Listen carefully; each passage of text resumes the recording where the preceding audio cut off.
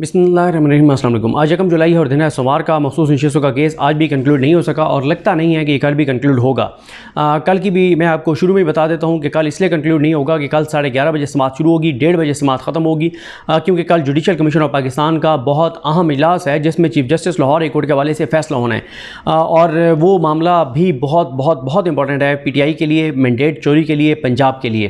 तो वहाँ पर काजी फैसल साहब क्या करते हैं वो कल देखना होगा। लेकिन बात करते हैं आज क्या हुआ। आज वैसे काफ़ी इम्कान था कि आज वाज़े हो जाएगा कि मामलात किस तरफ जा रहे हैं, लेकिन मैं ये समझता हूँ कि मैच फंस गया है। मैं ये समझता हूँ कि आज कोई क्लैरिटी नहीं आई कि मखसूस नशिस्तों में काजी फ़ाइज़ ईसा को अक्सरियत हासिल है या नहीं है। हमारे बहुत से दोस्त ये कह रहे हैं कि क्योंकि पहले खदशात ये थे और इल्ज़ामात भी लग रहे थे कि काजी फ़ाइज़ ईसा साहब जो है वो ईद की ईद कह रहा हूँ, ये जो अभी 3 छुट्टियाँ उन्होंने की, जुम्मा हफ्ते इतवार, 3 दिन केस नहीं लगाया, तो उनका ये ख्याल था कि काजी फ़ाइज़ ईसा साहब ख़ुद किसी जज को मैनेज करेंगे या किसी से कहकर मैनेज करवाएंगे। अब मैं ये तो नहीं कहता कि उन्होंने मैनेज कर लिया है, मतलब वो अक्सर ये भी होता है कि जजेस बैठ के दूसरों को कायल भी करते हैं ना। मैं ये कहता हूँ बहुत से लोग ये कह रहे हैं कि काजी फ़ाइज़ ईसा साहब ने जो छुट्टियों के दिनों में जो ये 3 छुट्टियाँ थी इसमें जस्टिस जमाल खान मंदोखेल साहब को मैनेज कर लिया और जमाल खान मंदोखेल साहब अब काजी फ़ाइज़ ईसा के साथ जाएंगे कि ये नशिस्तें नून लीग और पीपल्स पार्टी की हैं। मैं आपको अपनी ओपिनियन दे देता हूँ, मैं नहीं समझता कि ऐसा है। ये इल्ज़ाम ज़रूर लग रहा है कि काजी साहब ने छुट्टियों में उनको मैनेज कर लिया है, लेकिन मैं ऐसा नहीं समझता। दूसरा जो बहुत ज़्यादा देखने वाली चीज़ थी वो ये थी कि जो जजेस इस वक्त तक जो आइन के साथ खड़े हुए नज़र आते हैं, जिसमें जस्टिस मतलब शाहिद वहीद हैं, यानी कुछ जजेस की पोजीशन बहुत स्ट्रॉन्ग है ना, उनका तो कोई सवाल भी नहीं कर रहा कि वो अपने मौक़िफ़ से पीछे इस मामले में हटेंगे, जिसमें मंसूर अली शाह साहब हैं या जो मुनीब अख्तर साहब हैं या आयशा मलिक साहब हैं या तरमीन साहब, और शायद वहीद साहब भी अभी तक उनके सारे सवालात आइन के साथ जा रहे हैं। तो लेकिन एक जज के बारे में ये देखा जा रहा था कि जस्टिस सैयद हसन अज़हर रिजवी साहब जो हैं छुट्टियों में, उनको क्या मामला होता है। लेकिन आज भी उनके जो सवालात थे वो तो इसी तरह के थे कि वो आइन के साथ खड़े हुए हैं। आगे क्या होता है कुछ नहीं कहा जा सकता। लेकिन बहुत से हमारे दोस्त कोर्ट रिपोर्टर्स जो हैं, जो बहुत से वकला हैं, वो ये कह रहे हैं कि जमाल खान मंदोखेल साहब बहरहाल मैनेज हो गए काजी साहब के हाथों। मैं दोबारा ही कहूँगा कि मैं ये अल्फाज नहीं इस्तेमाल करता कि वो मैनेज हो गए। कायल करना और बात होती है, मैनेज करना और बात है। लेकिन अभी भी मैं समझता हूँ कि मंदोखेल साहब जो हैं वो सरप्राइज़ देंगे। ऐसा नहीं है जो मंदोखेल साहब के बारे में तासुर बन गया है कि वो काजी फ़ाइज़ ईसा साहब के साथ एक पेज पर आ गए हैं, क्योंकि आज एक मौके पर उन्होंने इलेक्शन कमीशन के वकील को भी कहा है। जब इलेक्शन कमीशन के वकील ने कहा कि माय लॉर्ड हम एक पेज पर आ गए हैं इस मामले में, तो उन्होंने कहा कि ये एक पेज फाड़ दें, मुझे आपके साथ, हमें आपके साथ एक पेज पर नहीं होना। दूसरा जो मामला है वो इसलिए ये मामला आगे गया है कि जस्टिस मुनीब अख्तर साहब, आयशा मलिक साहबा, मंसूर अली शाह साहब ने कहा है कि आप रिकॉर्ड हमारे सामने रखें कि 2018 में आपने मखसूस नशिस्तों की तकसीम कैसे की थी। ये बहुत इंपॉर्टेंट चीज़ है, ये टेक्निकल है लेकिन बहुत इंपॉर्टेंट है कि क्या आपका क्राइटेरिया था, क्या किस तरह से आपने किया था। आया ये जो मखसूस जो आज़ाद उम्मीदवार जो उस वक्त जीते थे और वो अभी तक किसी पार्टी में शामिल जो है वो हुए थे या नहीं हुए थे, उनको निकाल के आपने तकसीम किया, उनके साथ तकसीम किया, कैसे किया, वो पूरा जो एक सिस्टम है कि वो जजेस देखना चाह रहे हैं कि 2018 और 2024 में जो मखसूस नशिस्तों की तकसीम हुई है, क्या सेम क्राइटेरिया था या क्राइटेरिया में फ़र्क आया है। क्योंकि आज एक और बहुत अहम मामला था और वो ये था कि जो इलेक्शन कमीशन ऑफ पाकिस्तान ने जो बाप को नशिस्तें दी थी, बाप पार्टी को, तो वो कैसे दे दी थी 2018 में। उन्होंने भी लिस्टें जमा नहीं कराई थी, KPK से वो इलेक्शन भी नहीं लड़े थे। उस पर इलेक्शन कमीशन के वकील ने इलेक्शन कमीशन उस वक्त के इलेक्शन कमीशन के फ़ैसले को कहा कि वो गलत था, दुरुस्त नहीं था, और उस पर आयशा मलिक साहबा ने कहा कि भाई आपने अगर अब ये फ़ैसला किया है, उस वक्त आपने कुछ और फ़ैसला किया था, तो आपने कोई मीटिंग की होगी, आप बैठे होंगे, कोई सोच विचार की होगी, कोई कानून का हवाला होगा, कुछ तो हमें दिखाइए कि आपने इतना बड़ा काम किया है। उस वक्त आपने बाप को दे दी थी नशिस्तें, अब आप इधर नहीं दे रहे। लेकिन यह है कि आज काजी फ़ाइज़ ईसा साहब जो हुकूमत को डिफेंड करते हैं, जो इलेक्शन कमीशन को डिफेंड करते हैं, जो नून लीग को डिफेंड करते हैं, आज मतलब तसव्वुर नहीं किया जा सकता था कि बाप के दिफा में भी काजी फ़ाइज़ साहब जो है वो सामने आ जाएंगे। आज काजी फ़ाइज़ साहब को बाप का भी दिफा करना पड़ गया और बाप को भी उन्होंने डिफेंड किया। इससे आप अंदाज़ा लगा लें कि चीज़ें किस हद तक काजी फ़ाइज़ साहब कहाँ तक ले गए हैं कि आप देख लें। अब वो MKM की भी सफाइयाँ देते हैं, वो बाप की भी सफाइयाँ देते हैं, वो JUAF की भी सफाइयाँ देते हैं, हर चीज़ की वो जो है वो सफाइयाँ देते हैं।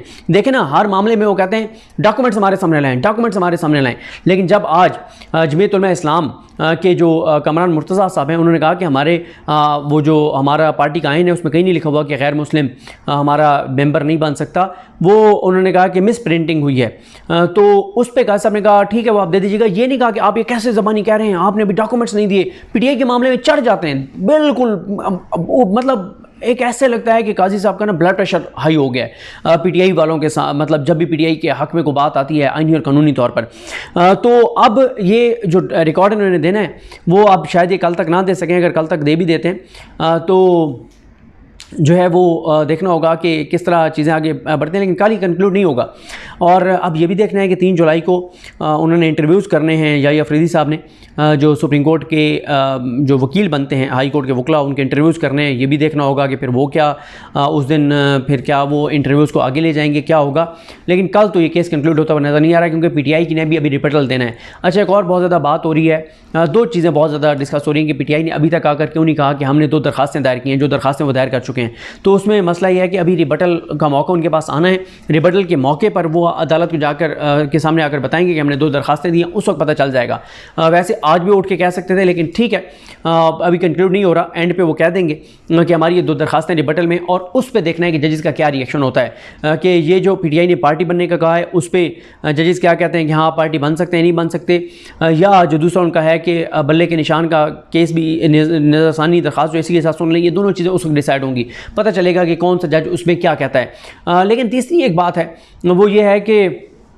सलमान कमर राजा साहब जो है वो हमने भी बहुत ज़्यादा बात की कि सलमान कमर राजा साहब जो है उन्होंने चैम्बर अपील क्यों नहीं की। वो जो मामला वो लेकर आए थे इलेक्शन से पहले कि हमें आज़ाद उम्मीदवार डिक्लेयर ना किया जाए, हमें पीटीआई को उम्मीदवार डिक्लेयर किया जाए, उस पर अगर सलमान कमर राजा साहब चैम्बर अपील दायर करते हैं और वो केस लग भी जाता है तो वो पीटीआई को उससे कोई फ़ायदा नहीं होने वाला। इस पर मैंने काफ़ी वकला से बात भी की, देखा, क्योंकि उसकी 2 रीज़न्स हैं। एक तो रीज़न उसमें यह है कि पीटीआई उस वक्त इतने ज़्यादा पीटीआई के साथ इशूज़ थे, आपको मुझे पूरे पाकिस्तान को पता है, अगर नहीं पता तो नईम अफगान साहब को नहीं पता, जो कहते हैं कि पीटीआई ने बड़ी नॉन सीरियस हरकतें की हैं। पीटीआई वालों ने कभी कहते थे हम पीटीआई के उम्मीदवार हैं, कभी कहते थे हम पीटीआई नजरियाती के उम्मीदवार हैं, कभी कहते थे हम आज़ाद हैं। तो ये नॉन सीरियस उनका एटीट्यूड था। और ये यानी सिर्फ नईम अफगान साहब को नहीं पता, बाकी पूरे पाकिस्तान को इस बात का पता है कि उस वक्त पीटीआई के साथ कौन सा जुल्म हो रहा था, कौन सा जबर हो रहा था, कैसे लोग अगवा हो रहे थे, कैसे लापता हो रहे थे, कैसे करंट लग रहे थे, कैसे फैमिलीज़ को उठाया जा रहा था, कैसे ख़वातीन को उठाया जा रहा था, कैसे ख़वातीन को गिरबान से पकड़ के घसीटा जा रहा था, कैसे उनको बच्चों के थ्रेट्स थे, कैसे उनको फैमिलीज़ के थ्रेट्स थे, कैसे गिरफ्तारी हो रही थी, कैसे कागजात नामजदगी छीने जा रहे थे, कैसे कागजात नामजदगी फाड़े जा रहे थे, कैसे कागजात नामजदगी पर एतराज़ात हो रहे थे, क्या कुछ था जो नहीं हो रहा था। नीचे लेकर एक सिपाही से लेके और चीफ जस्टिस पाकिस्तान की कुर्सी पे बैठे हुए शख्स तक पूरा निज़ाम उस वक्त तहरीक इंसाफ और आवाम के ख़िलाफ़ खड़ा था। यानी एक सिपाही जो छापे मार रहा था, जो लोगों के घरों से, जो अब स्टोरी सामने आ गई हैं, ख़ुद पुलिस ने FIR दर्ज की है कि जो लोगों के घरों से चीज़ें उठाई, चोरी की, पुलिस वालों ने वो बेची मार्केट में जाकर, और पूरी उन पुलिस वालों ने पूरी पंजाब पुलिस के लिए सुबह की रुसवाई, शर्मिंदगी और नफ़रत का सबब बने हैं कि जिन्होंने लोगों में के घरों में जाके उनकी बच्चियों के बालियाँ तक जो है वो चोरी की, उन्होंने लोगों के घरों में जाके उनकी बेटियों के जहेज़ तक चोरी करके ले आए। ये लेवल है हमारी पंजाब पुलिस का, जिसकी फिर वर्दी पहन के मरीम नवाज़ ने कहा कि मैं ये जो तुमने जो सारा कुछ चोरियाँ चकारियाँ की हैं, जो तुमने इंसानी हकूक़ की पामालियाँ की, मैं तुम्हारे साथ खड़ी हूँ। ये यानी यूनिफॉर्म पहने का ही मसला था ना, कि मकसद था कि उनको बताया जाए कि मैं दिलो जान से आपके साथ खड़ी हुई हूँ। तो यहाँ पे ये सारा कुछ हुआ, यानी पूरे पाकिस्तान को पता है कि उसका क्या हो रहा था। तो अगर वो एक्सेप्ट भी हो जाती है कि पीटीआई के उम्मीदवार थे, तो फिर दूसरा मसला ये आ जाएगा कि फिर अच्छा ठीक है ये तो पीटीआई के उम्मीदवार थे, चलें जी कर लें, जिसने लिखा हुआ था कि वो पीटीआई का उम्मीदवार था उसको पीटीआई का उम्मीदवार एक्सेप्ट कर लें। लेकिन वो तो बहुत कम लोगों ने लिखा हुआ है पीटीआई का उम्मीदवार, क्योंकि उसकी वजह यह है कि उस वक्त तो ये डिसाइड हो गया था कि अब बल्ला तो छीन लिया काजी फाइज़ ने, आप क्या करें। तो अब यही था, पहले ये था कि नज़रियाती की टिकट जमा कराएं, उस पर इलेक्शन कमीशन का फैसला आ गया कि आप नहीं करवा सकते। फिर तीसरा ये था कि आप जो है फिर ठीक है, फिर आप इलेक्शन कमीशन ने आज़ाद करार दे दिया है, तो अब उसके बाद फिर हम उसके बाद तो टाइम ही नहीं बचा ना, उसके बाद टाइम ही नहीं बचा, वरना उसी को सुनी तहात कौंसल के टिकट जो है वो जमा करा देते। लेकिन उनके पास फिर, क्योंकि उसमें फिर यह है कि अगर वो सुनी तहात के कौंसल के भी टिकट जमा कराते, तब भी इलेक्शन कमीशन ने कह दिया था कि जो पीटीआई का एफिलिएटेड उम्मीदवार है एक जमात का, वो किसी और जमात का निशान नहीं ले सकता। तो ये सारी चीज़ें हैं जो पूरा पाकिस्तान जानता है। ये तो एक पीटीआई को चाहिए कि एक पेज के ऊपर 13-14 चीज़ें, 14-15 फैक्ट्स जो हैं वो बना के भी दे दें कि उस वक्त उन दिनों में हो क्या रहा था, और वो सारी वीडियोस प्रेजेंट कर दें इसी केस के अंदर। ये मैं आज कहूँगा पीटीआई वालों को, उनकी लीगल टीम को, कि आप उस वक्त जो आपके साथ हो रहा था उस पूरे कागजात नामजदगी जमा होने की तारीख से लेकर जिस दिन जमा हुए उस दिन तक किस तरह से आपसे कागजात नामजदगी छीने गए, कौन कौन से वाक़यात हुए, कैसे हुए, वो सारा रिकॉर्ड अदालत में जमा करा दें। प्लस आप अदालत के सामने रख दें कि वो जो कागजात नामजदगी कितने मुस्तरद हुए और कितने फिर हाई कोर्ट से जाके एक्सेप्ट हुए और कितने सुप्रीम कोर्ट से जाके एक्सेप्ट हुए, ये सारा रिकॉर्ड अदालत के सामने रखें, अदालत को पता चले। यानी पता तो है, लेकिन अगर नईम अफगान साहब नहीं मानना चाहते और उनका कबा सफ़ेद है तो आप रिकॉर्ड उनके सामने रख दें ताकि उनको पता चल जाए कि ये कम से कम लोगों को तो दिखा देना कि हमने नईम अफगान साहब के सामने कबा ले जाके कहा कि सर ये कबा सफ़ेद नहीं स्याह है। लेकिन फिर जब फैसला आएगा नईम अफगान साहब का तो पता चल जाएगा कि वो लिख देंगे कबा सफ़ेद है। चलो तारीख में तो कम से कम ये याद रहेगा ना कि नईम अफगान साहब ने क्या किया था, क्योंकि अभी भी मैं समझता हूँ कि उनके एक आध दिमाग ऐसे आए थे, लेकिन अभी भी मुझे लगता है कि वो दलाइल को मुकम्मल सुन के अभी तक उन्होंने एक ही ऐसे एक मौके पर 2 ऐसे रिमार्क्स हैं उनके जिससे लगा कि वो काजी फैसल साहब के साथ जाएंगे। बाकी परसेप्शन है, बाकी परसेप्शन उनके बारे में कि वो काजी साहब से इधर उधर नहीं जाएंगे। लेकिन आज अगर मैं बात करूं तो मतलब दोनों साइडों के आर्गुमेंट्स आ रहे हैं। एक साइड के ये आ रहे हैं कि काजी साहब ने जमाल खान मुंतखिल साहब को मैनेज कर लिया, जिससे मैं इत्तेफाक नहीं करता। मेरा ये ख्याल है कि अभी मैच फंसा हुआ है और मैं समझता हूँ कि आज भी अगर काजी फैसल साहब के पास नंबर गेम पूरी होती तो काजी साहब आज डिसाइड कर देते। लेकिन इसका दूसरा भी काउंटर भी आर्गूमेंट है, वो ये है कि काजी साहब कहते हैं कि दे लो दलाइल जितने दिन मर्जी देने हैं, फैसला तो मैं किए बैठा हूँ, अक्सरियत भी मेरे साथ, अक्सरियत भी मैंने मैनेज कर ली है। या वैसे जजेस आइन के मुताबिक समझते हैं कि मैं ठीक हूँ, कानून के मुताबिक समझते हैं कि मैं ठीक हूँ और मखसूस नशिस्तें पीटीआई को नहीं मिलनी चाहिए। लेकिन मेरा ये ख्याल है कि अभी तक मैच जो है वो फंसा हुआ है, अभी तक कोई डिसीजन नहीं है और जो है वो पीटीआई की जब बारी आएगी उसमें ये दरखास्तों वाला मामला भी देखा जाएगा। इसके अलावा आज की मैं 5-6 और अहम पॉइंट्स आपको बता दूं। आज फिर जजेस ने सवाल उठाया कि जब पीटीआई वाले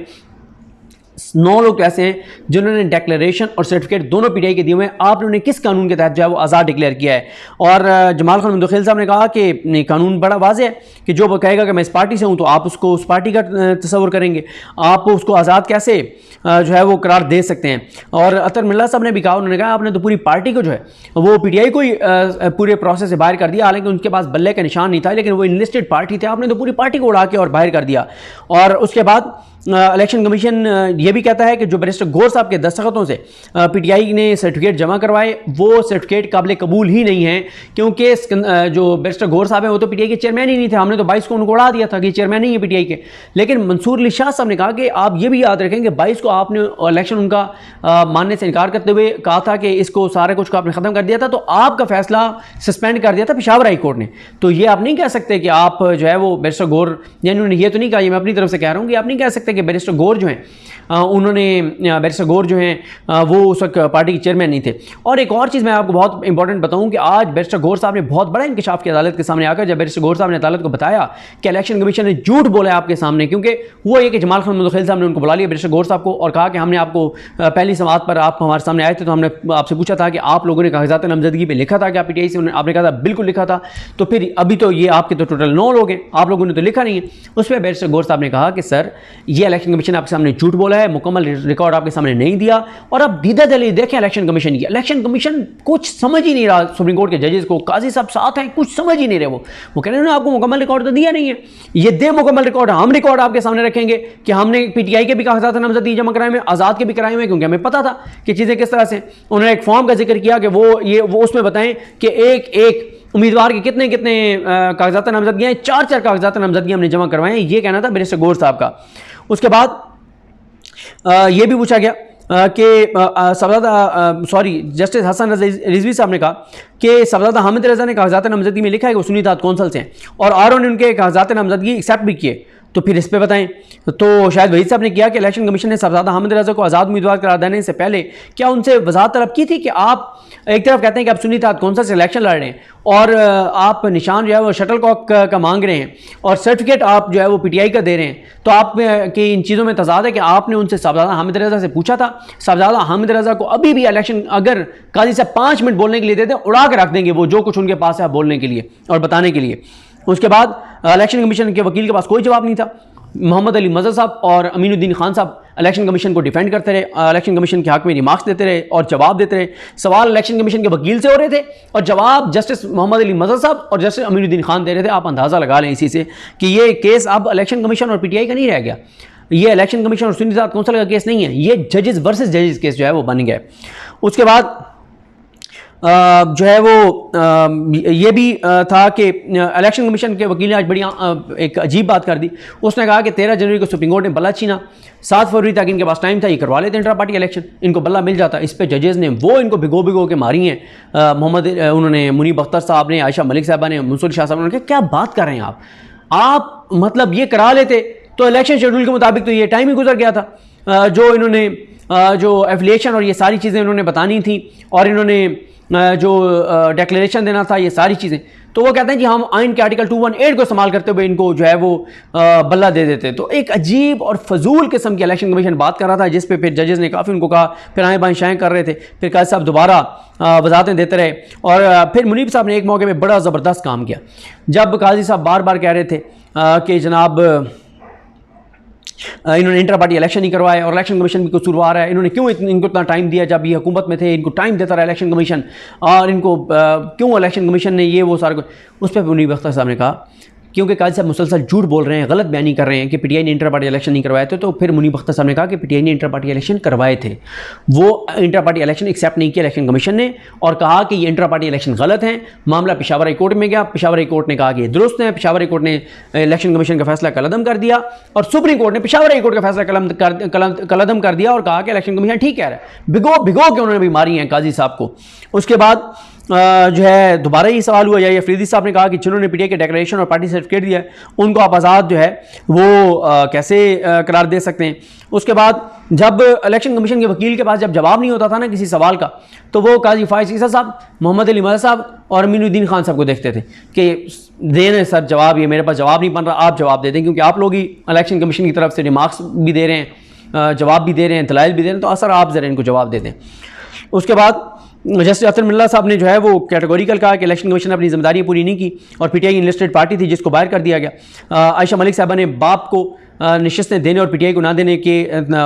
जो एक तजाद है उस पर उन्होंने सवाल किए। और फिर उसके बाद जस्टिस जमाल खान मंदुखेल साहब का मैं बता चुका हूँ कि उन्होंने मिस्टर गौर साहब को बुलाया। जितनी देर मिस्टर गौर साहब रोस्टर पर आए, काजी साहब की बॉडी लैंग्वेज बहुत डिस्टर्ब थी, और इसी तरह से फ़ारूक नाइक साहब क्योंकि नहीं आ सके थे तो उनको उन्होंने कहा कि हम सुनेंगे अगर वो कल तक आ गए तो। उसके अलावा मौलाना फजल रहमान साहब के वकील जो पेश हुए उन्होंने कहा कि जी हम इलेक्शन कमीशन के जो दलाइल हैं उनको अडॉप्ट करते हैं। उस पर मुनीब अख्तर साहब ने कहा कि कल तो आपके लीडर मौलाना फजल रहमान इलेक्शन कमीशन पर इलेक्शन पर सवालात उठा रहे थे, आज आप इलेक्शन कमीशन को सपोर्ट कर रहे हैं, क्योंकि ज़ाहिर है उनको भी माल मिला है, माल गनीमत मिला है, तो ये बड़ा नुकसान हुआ है इसका GAF को, मौलाना साहब की जमात को। एक तरफ आप पूरे इलेक्शन प्रोसेस पर सवाल उठा रहे हैं, दूसरी तरफ चंद मखसूस नशिस्तों की भीख जो आपको मिली है उस भीख की वजह से आप इलेक्शन कमीशन को सपोर्ट कर रहे हैं। ये उनके तजादात हैं। उसके बाद एक मौके पर काजी फायज साहब ने धमकी दी कि हम फिर सेनेट इलेक्शन का मामला भी खोल देंगे जिसमें सादिक चंजानी जीत गए थे वोट कम होने के बावजूद पीटीआई की हमायत से। तो काजी साहब जो है वो एक तरफ तो मिनल्ला साहब जब कहते हैं कि हम ये चीज़ देखें, ये चीज़ देखें, ये चीज़ देखें, तो काजी फायज साहब और अमीनुद्दीन खान साहब कहते हैं कि हम 185(3) में ये देख रहे हैं, 185 और 2 है आगे 3 है, उसमें हम अपील सुन रहे हैं, हमारे पास जो हमारा इख्तियार महदूद है। दूसरी तरफ काजी साहब धमकियाँ लगा रहे हैं कि हम वो मामला भी खोल देंगे। खोलें ना, आप वो मामला क्यों नहीं खोलते, आप लें सो मोटो, आपके पास इख्तियार है, लें अभी खोल दें। मतलब पीटीआई के हक में जो वो बात कर दें तो कहते हैं हमारे सामने मामला नहीं है, मत नाम लें। खुद धमकियाँ दे रहे हैं हम वो मामला भी खोल देंगे, वो भी खोल देंगे, वो भी खोल देंगे। जमाल खान मंदुखेल साहब भी धमकियाँ लगा रहे हैं कि फिर 2018 के इलेक्शन का भी हम ये कर देंगे, वो कर देंगे और फलाना कर देंगे, फलाना कर देंगे, और उस वक्त भी आपने इंटर पार्टी इलेक्शन नहीं कराए थे और सारा कुछ। तो खैर काजी साहब तो मामला पहले ही कल पे ले जाना चाहते थे, लेकिन जजेस ने कहा कि अटॉर्नी जनरल को आज सुन लेते हैं। फिर अटॉर्नी जनरल ने कहा जी मैं तैयार हूँ, उनको फिर सुना। और